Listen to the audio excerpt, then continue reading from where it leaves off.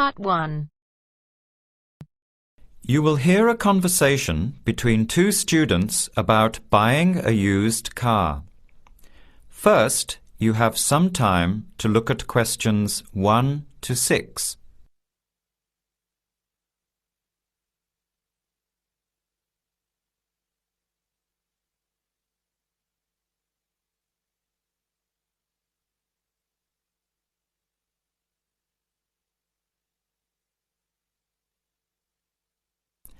Answer the questions as you listen.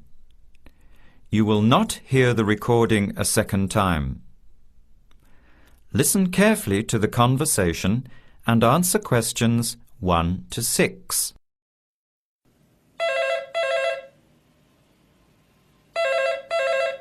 Hello, Hello. Can I speak to Eleanor, please? this is Eleanor speaking. Hi. My name is Jan. I'm calling about the car that was advertised on the notice board in the Student Union building. Is it still for sale? Yes, it is. Your ad says it's a 1985 Celica, in good condition. It's old, but it has been well looked after. My family has had the car for 10 years. I'm just the third owner and my mother had it before me, so we know its history. We've got all the receipts and records. It's had regular maintenance and the brakes were done last year. It runs really well but looks its age. Why are you selling it, by the way? Well, I'm going overseas next month to study. I'll be away for at least 2 years, so I have to sell it. Unfortunately, it's been a good car. You want $1,500, is that right?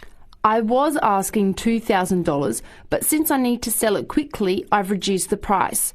Would you like to come and take it for a drive? I don't live far from the university.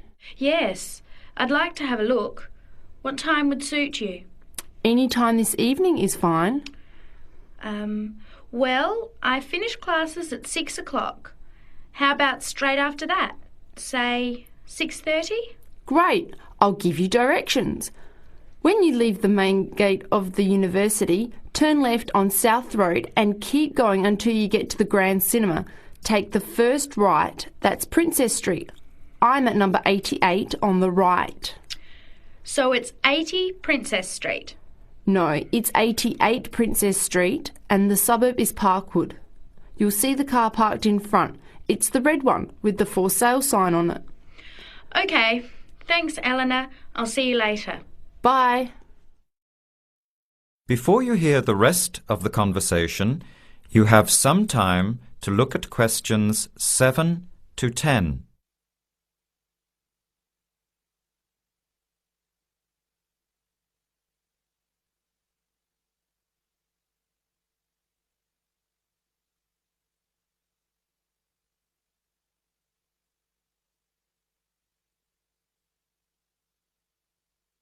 Later that day, at the university, Jan meets up with her friend Sam and tells him about the car. Hi, Sam. Hey, Jan. What's happening? I'm glad I ran into you. I've decided I have to get a car. You're going to buy a car? Do you really need one? I'd probably still be driving, except that my car broke down last year. Instead of getting another one, I just moved closer to the university and went back to riding a bike. Better for the environment, better for my health, and I save a lot of money. Did it really cost that much? Well, when you think of registration, insurance, rising petrol costs, parking plus maintenance and repairs, it adds up. I know it's going to be expensive, but I really need my own transportation.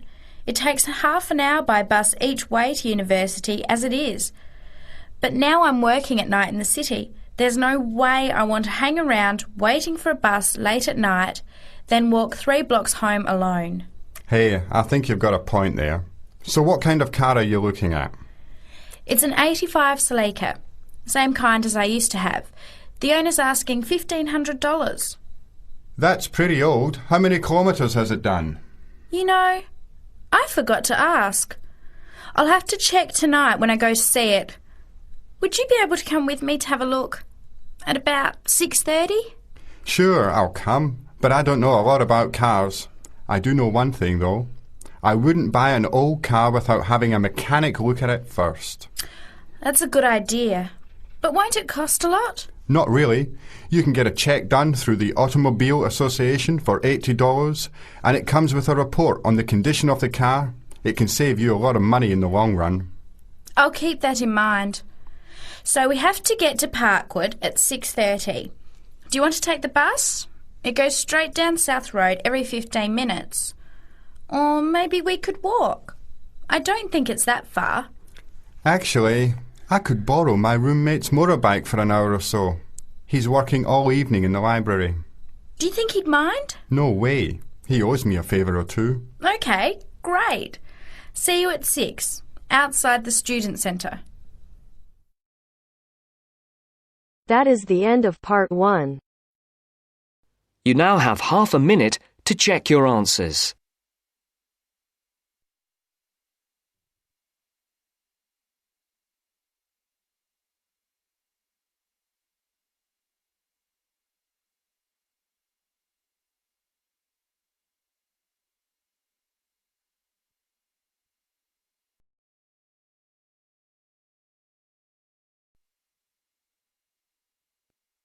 Now turns to part 2. Part 2. You'll hear a tutor and 2 students discussing modern European writers. First, you have some time to look at questions 11 to 16.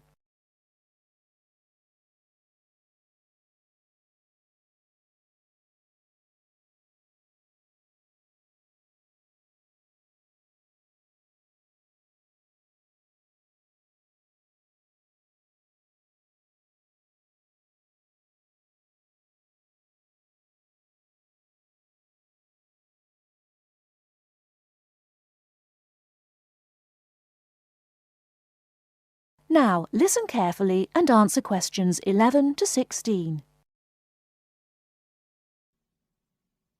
Okay, so to continue our look at modern European writers who have focused on the future in their work, today we're talking about H.G. Wells. Last week, I asked you both to do some background research on Wells, which we're going to discuss now. Gitanjali, tell us about H.G. Wells. Right. So, H.G. Wells was a hugely successful British science fiction writer, writing at the end of the 19th and the start of the 20th century, and much of his work focused on predicting the future. Jason, do you think Wells was just using the future as a narrative device in his fiction? No. He really believed we can predict the future. In fact, he gave a speech at the Royal Institution in London in 1902 called The Discovery of the Future. And the point he was making was that by looking at what you know about the present and about science, it's quite possible to predict the future. Indeed. Gitanjali, do you think Wells was always optimistic in his predictions? Not at all.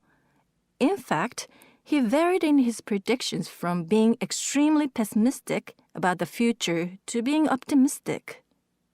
Interestingly, one theory I read links the attitude in Wells's work to his own health. When he was writing The Time Machine, which was published in 1895, he'd just been diagnosed with an incurable fatal disease. Not surprisingly, the book is very pessimistic, being about a dystopia in the future, a long time in the future, the year 802-701 in fact, where there are 2 races on Earth, the Morlocks and the Eloi, and the Morlocks actually eat the Eloi. I thought it was interesting, though, that it was H.G. Wells who actually came up with the phrase time machine. So despite being pessimistic, the work has had a lasting effect on our culture. Right. After The Time Machine, though, H.G. Wells didn't die, of course, and his recovery might be why he began to be a bit more optimistic about the future. So that brings us to his first utopia, Anticipations. Jason, tell us about that. Well, Anticipations, or to give it its full title, Anticipations of the Reaction of the Mechanical and Scientific Progress upon Human Life and Scientific Thought, was published in 1901 and was set in the New Republic of the year 2000. Some of the things Wells predicts are fairly close to our reality today, including 24-hour news, global telecommunications, and even a European Union. We'll come back to the accuracy of Wells's predictions a little later. Gitanjali, how was Wells's work received at the time? Well, although Wells was extremely successful, not everyone respected his work or his predictions. Another well-known science fiction writer, Jules Verne, viciously attacked him for works such as The First Man in the Moon, which Verne argued weren't rooted in scientific fact at all. That's right. Now, Wells wrote a number of other utopian visions of the future. Jason?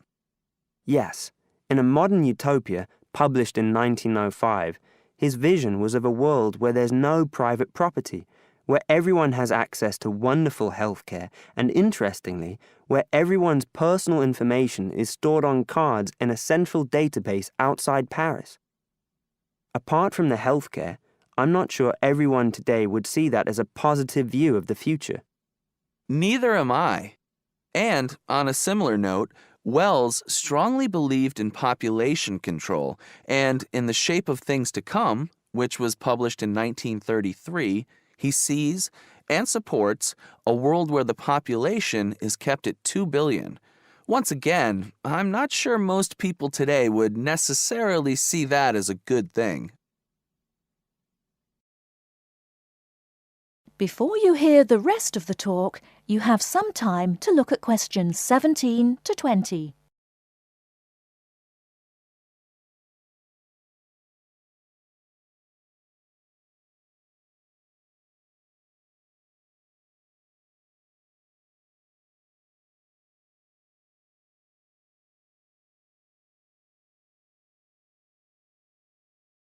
Now listen and answer questions 17 to 20. Gitanjali, in your research, did you come across anything about the world brain? Yes, I did. It's actually very interesting. Throughout the 1930s, Wells predicted and supported the setting up of a huge world encyclopedia. And towards the end of the decade, in 1938, he wrote a series of essays called World Brain. In these essays, he called for the world to make use of modern technology to create an enormous global encyclopedia so that all our knowledge is available to all people, not just an educated elite. Wells envisioned this as probably being on microfilm. He thought it would allow anyone, anywhere in the world, to look at any book or any document.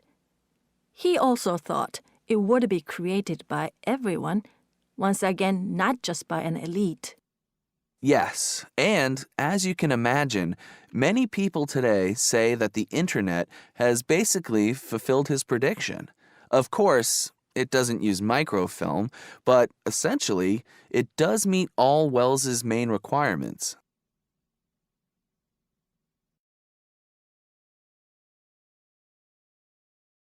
That is the end of part 2. You now have half a minute to check your answers.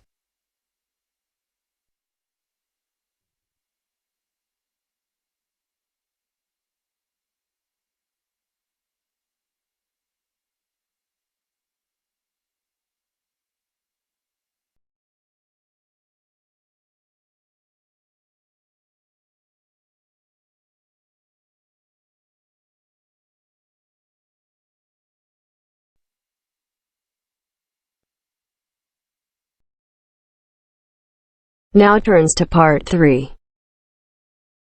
Part 3.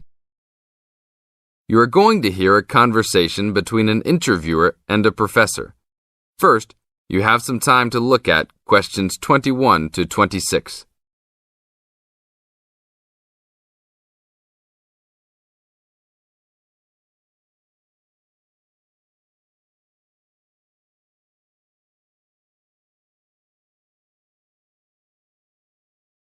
Now listen to the tape and answer questions 21 to 26. To Today I'm here with Professor Nittick, who is our new university president. He has been a professor for 20 years and teaches many of the best classes on campus. I know many of you have had him as a teacher and know of his brilliance. Good morning, Professor Nittick. Thank you for stopping by the student station. Thank you for having me here. It is always great to get to meet many of the students who are involved with our school. I haven't been here since 2 years ago. Yes, I remember at that time you were still teaching every semester. 2 years later, you're only teaching every once in a while. But it seems like you are still always busy. The administration world is just as busy as the teaching world for you. How do you stay in touch with the university, even with the change in your everyday duties? I try to stay in touch with what is popular with the university students. I usually spend time with as many students as I can. They usually give me insight into what the new concerns and beliefs are for the new generation. On top of that, I try to be as youthful as I can. I consider myself to be youthful, at least for my age. So I always have a good time and try to stay young. I try my best to not just be a teacher, but also participate in university life. Interesting. So are you still doing lots of academic work, or are you mostly concentrating on administrative affairs? Well, I mostly do administrative affairs now, but that doesn't mean that I still don't have a very deep interest in academic matters. I often visit other campuses around the world and meet other professors in my field. I learn the most by travelling and seeing the different places of the world and the different fields of thought. I even did a television programme last month in Manchester. Will you be on television any time soon then? Well, you can call the television station and see if I will be on television any time soon. Maybe I will be on the news report. I don't think it is really that significant, though. Oh, really? That sounds great. I will remember to look out for you. Let's move on. With all your busy travelling recently, how do you find time for your personal life? I try to keep my university life separate from my personal life. Sometimes it's hard to find time to just take my wife and 3 kids out for a family dinner, but usually we all manage to get together every few days. I'm taking a few weeks off next month to take my family down to South America, to Brazil for a few days. I can't wait to just sit on the beach. Wow, that sounds like a wonderful trip. Professor Nittick, could you tell the audience a little about what goes on in an average day of a university administrator? An average day? Oh, I don't think there is such thing as an average day for me. The last few weeks I've been travelling all the time. I can be in Los Angeles in the morning and in New York by the afternoon and back to Los Angeles by the evening. Sometimes I will spend the whole week at a new university, showing the new administrators the ins and outs of running a university. Sometimes I can spend the whole day in the office on the phone. So there really is no average day for me. I guess that is because I do so many different tasks. Sorry to let all the viewers down, but that is the plain truth. Now look at questions 27 to 30.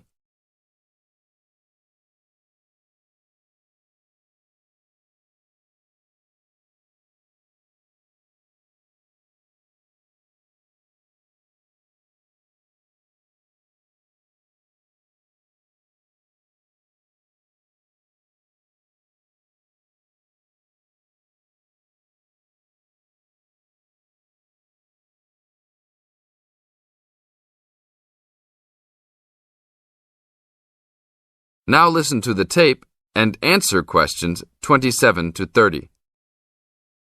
Well, I guess I can sum it up for them. You are a busy man.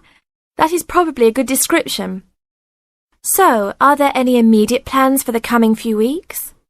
Well, I'm in Los Angeles for the next 2 days, and then I fly to Colorado to meet a new prospective professor for our university. I will be in Colorado for about a week.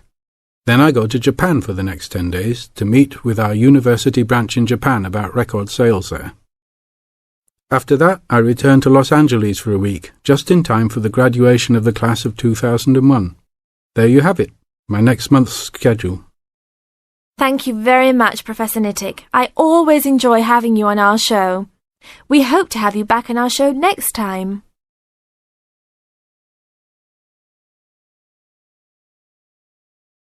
That is the end of part 3.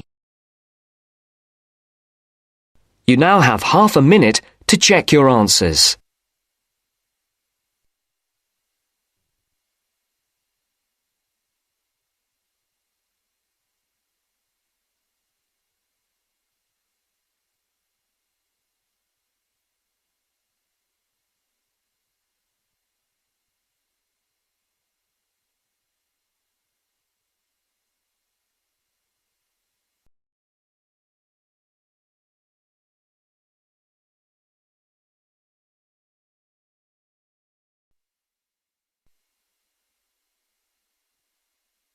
Now turns to part 4. Part 4. Hear an extract from a talk given by a lecturer from Management Department of a university on the topic Job Satisfaction. First, you have some time to look at questions 31 to 40.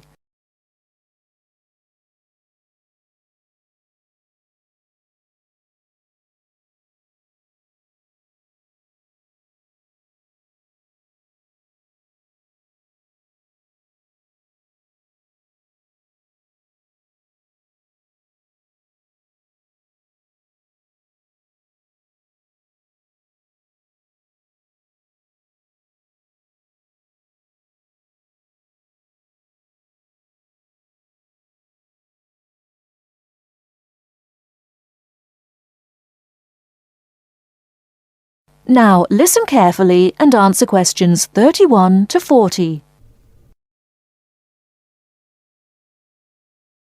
Job satisfaction is how happy an individual is with his or her job. Scholars and human resource professionals generally make a distinction between affective job satisfaction and cognitive job satisfaction. Affective job satisfaction is the overall extent of pleasurable emotional feelings individuals have about their jobs and is different from cognitive job satisfaction, which is the extent of individual satisfaction with particular facets of their jobs such as pay, pension, arrangements, working hours, and numerous other aspects of their jobs. At its most general level of conceptualization, job satisfaction is simply how content an individual is with his or her job. Affective job satisfaction is usually defined as a one-dimensional, subjective construct representing an overall emotional feeling individuals have about their job as a whole. Hence, affective job satisfaction for individuals reflects the degree of pleasure or happiness their job in general induces.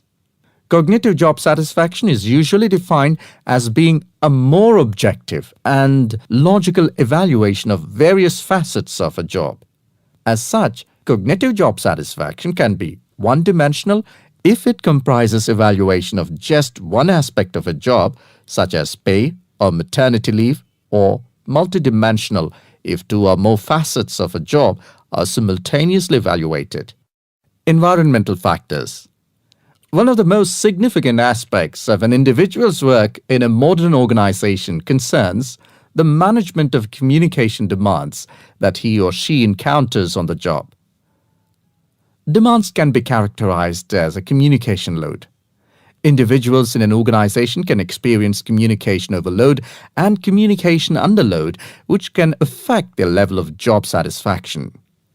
Communication overload can occur when an individual receives loads of message in a short period of time, which can result in unprocessed information, or when an individual faces more complex messages that are more difficult to process.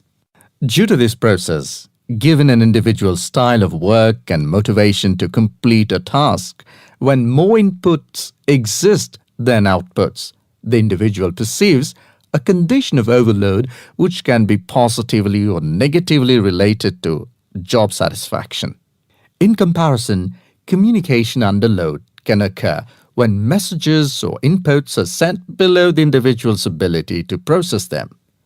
According to the ideas of communication overload and underload, if an individual does not receive enough input on the job or is unsuccessful in processing these inputs, the individual is more likely to become dissatisfied, aggravated, and unhappy with their work that leads to a low level of job satisfaction. Superior subordinate communication. Superior subordinate communication is an important influence on job satisfaction in the workplace. The way in which subordinates perceive a superior's behavior can positively or negatively influence job satisfaction. Communication behavior such as facial expression, eye contact, vocal expression, and body movement is crucial to the superior-subordinate relationship. Nonverbal messages play a central role in interpersonal interactions with respect to impression formation, deception, attraction, social influence, and emotional bonding. Individuals who dislike and think negatively about their supervisor are less willing to communicate or have motivation to work, whereas individuals who like and think positively of their supervisor are more likely to communicate and are satisfied with their job and work environment. A supervisor who uses nonverbal immediacy, friendliness, and open communication lines is more likely to receive positive feedback and high job satisfaction from a subordinate. Strategic employee recognition. Employee recognition is not only about gifts and points. It's about changing the corporate culture in order to meet goals and initiatives, and most importantly, to connect employees to the company's core values and beliefs. Strategic employee recognition is seen as the most important program, not only to improve employee retention and motivation, but also to positively influence the financial situation. The vast majority of companies want to be innovative, coming up with new products, business models, and better ways of doing things. However, innovation is not so easy to achieve. A CEO cannot just order it and so it will be achieved.